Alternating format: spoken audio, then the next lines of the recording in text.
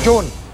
Mike, nandito at nakakulong na nga sa loob ng Campo Crame itong si SPO3 Ricky Santa Isabel. Makaraang isilbi ang warrant of arrest laban sa kanya. Nakasuot ng bulletproof na vest at helmet, inilabas sa NBI headquarters ng arresting team mula sa PNP Anti-Kidnapping Group si SPO3 Ricky Santa Isabel pasado alas 6 ng gabi. Sinamahan siya ng kanyang asawa. Si Santa Isabel ang itinuturing na pangunahing suspect sa pagdukot at pagpatay sa Korean businessman na si Ji Ik-ju. Nakuha ng PNP si Santa Isabel sa bisa ng arrest warrant na inisyo ng Angeles City RTC ngayong hapon. Sa NBI headquarters na natili ng ilang araw si Santa Isabel dahil dito siya sumuko makaraang madawit ang kanyang pangalan sa kaso ng pagpatay sa Korean businessman.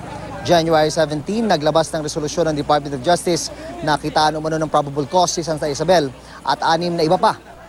Kaninang umaga, isinampa ang kaso kidnapping for ransom with homicide laban sa kanila. At ngayong hapon nga, ay naglabas ng warrant of arrest ang RTC Branch 58 ng Angeles City. Bago mag-alas 4 ng hapon, dumating sa NBI headquarters ang arresting team na armado ng mahahabang baril. Pinamedical exam si Santa Isabel at dumaan sa iba pang proseso bago na ilabas ng NBI headquarters.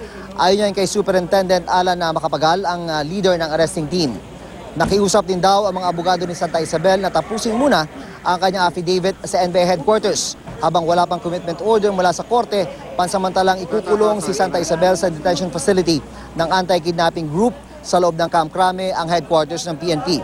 Sa loob din ng Camp Crame, sinasabing sinakal hanggang mapatay ni Santa Isabel ang biktimang Korean businessman. Sabi ni SPO3 Santa Isabel, pagdating niya dito sa Camp Crame, wala siyang kinalaman sa nangyari. Di niya raw alam kung bakit siya nadidiin. Alam daw niya ay may malalaking tao na sangkot. Pero kay PNP Chief Ronald De La Rosa lang daw niya sasabihin kung sino-sino ang mga ito. At yan ang latest mula dito sa Camp Crame. Balik sa iyo, Mike. Maraming salamat, June Veneracion.